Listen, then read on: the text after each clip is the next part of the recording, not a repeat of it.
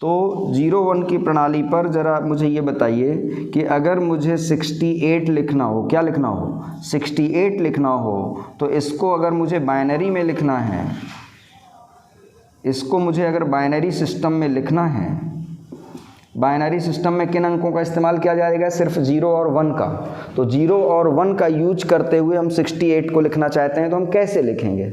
इसका मैंने एक बहुत ही सिंपल तरीका बताया था कि आपको कुछ नहीं करना है, यहाँ पर एक सिस्टम है जिसको हमें फॉलो करना है या लिख लेना है। 1 है ना, 1 के बाद दुगना करिए 2, 2 का दुगना करिए 4, 4 का दुगना करिए 8, 8 का दुगना करिए 16, 16 का दुगना करिए 32 और 32 का दुगना करिए 64, 64 का दुगना करेंगे 128 आ जाएगा। हमें 128 की ज़रूरत नहीं है, हमें क्या लिखना है, 68। तो सबसे पहले बड़ी से बड़ी जो संख्या इसमें हो सकती है 68 में, ये बाइनरी सिस्टम वाले हमने अंकों को बनाने के लिए ही ये सिस्टम लिखा हुआ है ना।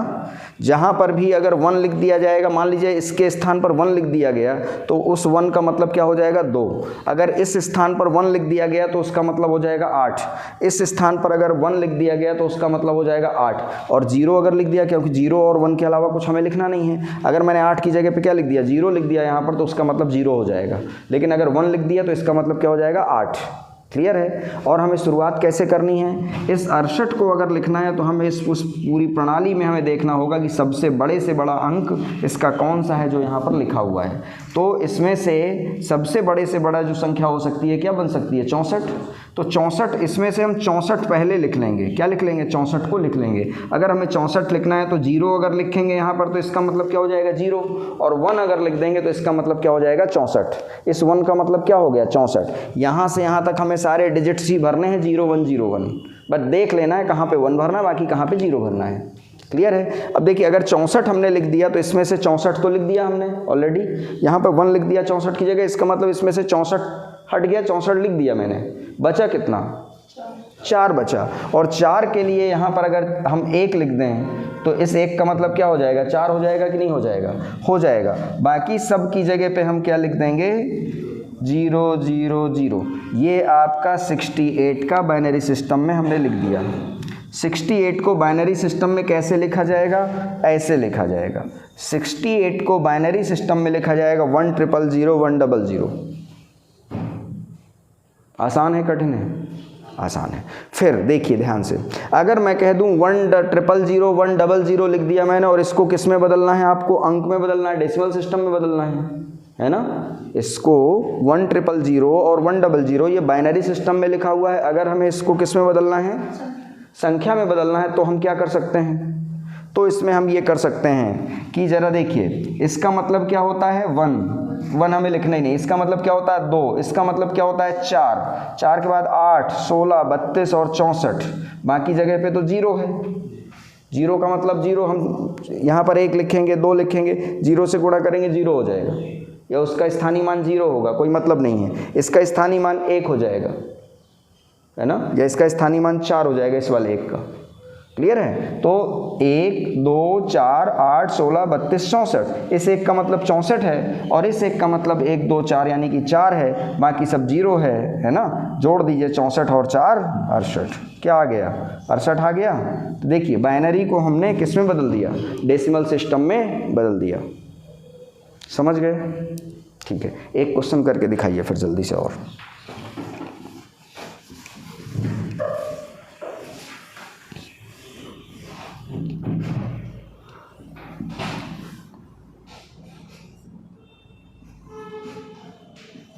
$358 को बाइनरी में चेंज करिए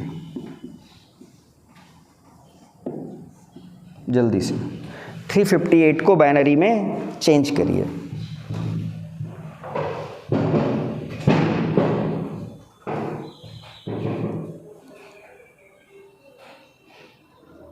क्या सिस्टम इसमें अपनाएंगे हम लोग, वही सिस्टम अपनाएंगे, है ना। राइट साइड से हम क्या लिखें, 1 2 4, दुगना करते चले जाइए, 8 16 32 64 128 256 और 512 है, तो 512 की तो ज़रूरत पड़ेगी नहीं हमें। 256 के बाद क्या आएगा 512, उसकी ज़रूरत तो पड़ेगी नहीं क्योंकि लिखना हमें 358 है। 358 में सबसे बड़ी संख्या क्या बन रही है, 256 ही बन रही है ना, तो यहाँ पे हम क्या लिख देंगे 1 लिख देंगे, है ना। 256 हमारा लिख दिया, 256 ऑलरेडी हम लिख चुके हैं, तो इसको घटा दीजिए। 358 में से 256, जैसे ही हमने 256 की जगह 1 लिखा यानी कि हमने वो लिख दिया, है ना।